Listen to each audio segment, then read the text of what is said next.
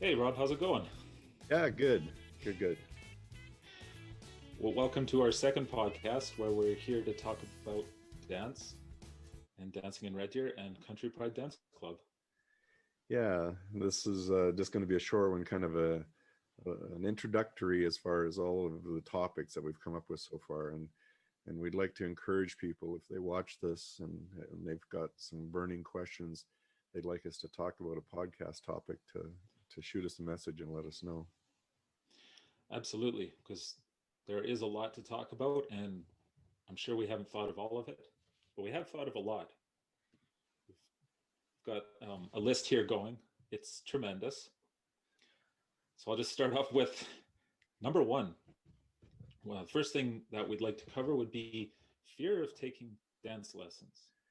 Yeah, so this will definitely be a topic all on its own, and I think a lot of people have just been, a fear that of the unknown if they've never taken a Mhm. dance class before, uh, to come out. And we're going to talk about the most common issues that, as an instructor over the years, what I've seen and how we conquer that. It's a great question, and that fear of dance lessons comes up in a lot of different ways. So I think that's a great place to start. We'll also be talking about why take dance lessons, why take them at all. Yeah. And one of the biggest things there that we get asked questions about is that people have a public event that they've been frustrated. They could have went to a wedding and they just had to sit, or Mhm. the husband and wife are out for an event and again they don't want to get up and dance. So just why take a lesson? I think it's just to be more able to be out there socially, but people also want to learn. So we're going to talk about that in some detail. Absolutely, there are a lot of ways you can take your dance lessons and your dance skills, and you can really make it suit your life and what you want to do. Which I guess leads into the benefits of dancing, because there are a lot, and you probably don't know about all of them. Yeah, and this list has grown over the years, so this is definitely going to be a podcast, good podcast topic. Um, there's quite a list, and we have a bunch of those listed on our website. But again, I think just talking about it will make people a little bit more aware. Absolutely. Country Pride, of course, teaches a lot of different types of dance. So we can discuss, and we will discuss, what those types of dance are, and why Country Pride teaches them, and sort Yeah, of where they come from.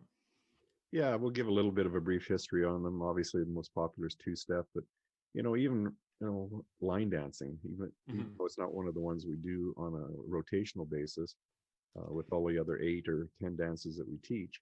But Yeah. it's still very popular, and people like to line dance. So we'll touch on all the different types. Yeah. I was shocked to see how popular it still is. Yeah, it And really is. it's not what you expect. What dancing would you want to learn for a wedding? Yeah, This is a common one, I think. it is. We teach a lot of private lessons, and that's one of the things that comes up the most is uh, people. They come for a lesson. They say, "What dances do we need to know for our wedding?" And people always think it's waltz, but then they find out that they're like other dancing as well, like jive and Yeah. two-step, obviously, and we've taught others as well. So we'll touch on that, what people like for weddings. Do you just a quick question there? Do you get the bride and groom usually asking that question, or is it usually like guests? Well, we've done both. We've had bride Hmm. and grooms where we've done choreography for, and then they just want to, or others that just want to learn basic Right. dance. But sometimes we have the bride and groom and the bride and groom's parents, and sometimes the Yeah. best man, and they come. And so, sometimes it's a little different for everybody. I should say, like, I've personally experienced this, and the dance I used at a wedding was jive. So I was really glad I knew how to do that. Yep. That's one of the more fun ones. As the night gets older at a wedding, I Yes. think people like to jive more. Yes. Next up, we got social dance survival. Yeah, I can say this, even though now we haven't been out social dancing at a bar in quite a while. What do you need to know in order to be able to survive on the dance floor and not kill yourself or run into people on the floor? So we're going to Right. talk about that as a topic too. social connection, which is a similar subject, but is not the same. How would you describe social connection? Yeah, social connection is just having something in common with people. I can't tell you how many times that I've traveled and you go to a place, and if you know a little bit how to dance, you've got something in common with those people if they know how to dance too. And so it's a connecting thing. It makes it it's a fantastic icebreaker. So I just want to talk Mhm. about that a little bit more in the podcast too. Yeah, actually, that's going to be a fun one.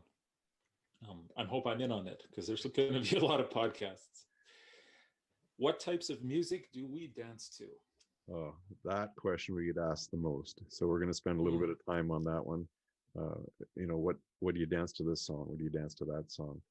And what do you got to listen? What do you listen to in order to be able to figure that out? So we're it's not teaching you how to dance. It's helping you mhm. figure out what dances to do to what music. And Yeah, yeah, well, that's going to be a good one because the lessons really help with it, but it's a common question. yeah, Date night dancing. yeah. We have this one story of a private lesson. It really rang home with me. Is that sometimes I think people get so busy in their day to day lives that they forget that dancing is something they can do with their partner. This Mm. one husband, he surprised his wife and came to a private lesson with us and didn't tell his wife. Well, she was in tears. She was so happy about that. What? Oh, it was crazy. Made us cry. So Wow. people need that something other than just day-to-day living, and I think dancing can be that for them. Absolutely. Now we have who's leading. What's this all about? Who's leading? uh, Partners on the dance floor. Having both people try to lead just doesn't work. You need a leader and a follower. Typically the guy is the leader and the female is the follower, but it's more, this topic is more about partnership and how Mhm. you can look good on the dance floor, and how, see, even if you watch somebody who's 80 years old, they don't know a lot of dance moves, but they just look good together. So Yeah, we're going to talk about that. excellent. So we have this is actually fun, the stages of dance learning. Yeah, and that can sometimes be painful because you go through these stages where in the beginning you don't know anything, to eventually you get to a point where you don't even realize what you're doing anymore, but you're just really enjoying dancing for the pure love of it, and you're listening to the music. But it does take some practice and some time to get to that point. So Mhm. we're gonna go through that and what it takes. Yeah, because it doesn't take as long as someone might think, and you get to the good part pretty quickly. Oh yeah. Yeah. So dance floor etiquette, I mean, it's going to be an important one. There's probably some stuff there that folks don't expect, but everyone appreciates. Yeah, and this was one of my things with the Alberta Western Dance Association, was to try to get some publication or some information out to the bars so people wouldn't kill each other on the dance floor, but Right. just understanding there can be a flow of dance on the floor and everybody can have fun at the same time. Two step versus jive. Mm. That's another good one. A lot of people get confused. Again, this is music Yes. driven, and thinking that two-step with the turns is all, it's jive and back and forth, and they don't know how to differentiate the two. What's confusing is that you can actually do jive and two-step to the same music. So, Right. so we are going to talk about that and how it works. Excellent. Waltz. What can you waltz to? Waltz is another huge misconception. People think because the song is slow that it's automatically a waltz. So we're going to talk about Mm. music and timing a little bit, just to help people understand that a waltz has a 3/4 timing to it, whereas anything Right. that's a slow song and it's in 2/4 or 4/4 timing, that's not necessarily a waltz. Great. Swing dance. Swing dance is a huge topic. Yeah. We do three types of swing: jive, East Coast, and West Coast. So we're going to talk about the differences of those and what music actually works best to all of them. We have partner connection which is definitely worth a chat. Yeah, that again gets kind of back up to what we were talking about a little bit earlier about who's leading, but Hmm. kind of just the points of connection with your partner that again isn't specific to just one dance, but can be used for all dances. And it's just something basic that people, if they understand the idea, it'll help them with their dances. So would you say that's literally like how you're physically connecting during the dance? Yep, for sure. Yeah. Yep. When it comes to feeling the music, uh, I mean, some of us, like me, obviously, that was a place that we had a lot to learn. So we've decided to make that a topic. Yeah, feeling the music again. I think in the beginning when you don't know that there's certain steps that go with music and the dance, you just dance to the music. You have no idea what you're doing, and then you go through the stage of learning that we'll talk about. That there is some footwork that can go with it, but eventually you get to that point again where you just put the footwork that you've learned to the music, and you can just really feel the dancing or feel the music and dance to it. When to get serious and when to have fun in dance. Oh boy. I have seen that so many times when people take lessons and they get way too serious, way too fast. Yep. And, it is just dancing. So I think making sure people realize you got to have fun with it. If you get too serious about it, it can get a little stressful and you don't want that. Yeah, I feel like this one, in a way, ties into social dance survival because you can be having fun and maybe your partner is really serious, and then you've got to know how to put them at ease. Um, Actually, that's happened a lot. Yes, it So it's a happens. good one to talk about. Yeah. Absolutely. Now, there is dance team involvement, which in some ways is unique to Country Pride, I guess. Yeah, so a lot of these topics we've touched on here, up till now, have been stuff that I think just anybody, the general public, would like to know. But then, if people want to get a little bit more serious, we're going to talk about, and it's serious. I just said have fun, but if they want to get more involved, Mm. um, we'll talk about the dance team and learning dance performances that we do, and the high and the thrill of getting to perform in public because it is a lot of fun. Absolutely. We have social dance versus competitive dance. Yeah, There's a lot of opportunities there. there is. There's a big world of dance that we'll touch on here next, but just competitive dancing is slightly more intense, I want to say. And there's different figures or um, patterns that you need to learn in order to be able to do competitive dancing. Right. I used to compete years ago, but I have to say social dancing just for the fun of it.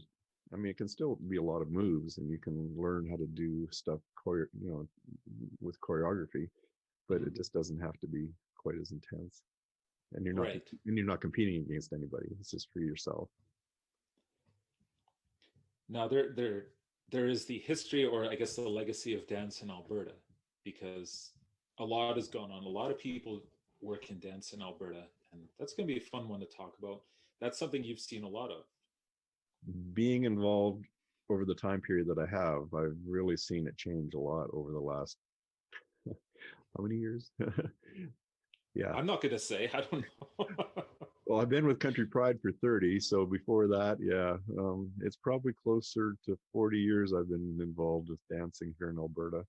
Mm. And yeah, I've seen it change a lot. So we're going to talk about that. Which takes us to the world of dance, Yeah. literally. In this topic, we're going to talk about the different communities. I mean, we're obviously in the country dance community, but there's also swing, there's ballroom, there's Latin, and one of the beauties of country dancing in particular is we get to kind of pick and choose and steal from those different art forms whenever we feel like it. West Coast swing, we've stole from the swing community. Same with East Coast swing. Stuff like waltz and cha-cha, or waltz in particular is ballroom. Cha-cha is more from the Latin. So a lot of that is dictated by the music that we listen to in the country. Right. And so then we kind of pick the dances that we like to from the rest of the world of dance out there. So yeah, we're going to touch on that. Excellent. What is country dance? That is a really, really loaded question, Right. because it has definitely changed over the years, and we're going to talk about that. The stuff my parents grew up listening to is not what you listen to on the country stations today. Sometimes I have to say I'm having a harder time relating to some of the stuff that's on the country stations today.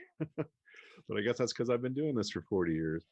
Yeah. Uh, it has changed and continues to change, and that's been a really hard one to pin down. So yeah, we're going to touch on that as well. So this is obviously a lot of really interesting things to get into, and I mean, I'm sure we'll think of more. Plus, people will probably submit questions to us. I hope so. Yeah. So that means if you have something you want to ask that you don't know about Country Pride and you think we can answer, then fire away. Yeah, please don't be Whatever. shy. And like Stuart Yeah. said, if there's topics that some of this stuff has made you think of, please shoot us a message, and we'll put it on the list to talk and chat about. Yeah. I mean, ultimately, we want to address the things that people are wondering, and that's the easiest way is directly. But then also these questions will hopefully get you wondering about, if this is something you'd like to try, which is really the best part. Definitely. Well, Stuart, I want to thank you again for your time today and chatting with me. And yeah, this is I'm looking forward to doing this, getting a Yeah, lot of this stuff recorded. It'll be good to have as a resource for our club and anybody who wants to access it. absolutely. Yeah, no, thanks a lot, Rob. Have a great day. We'll talk again soon. Okay, sounds good. Thank you.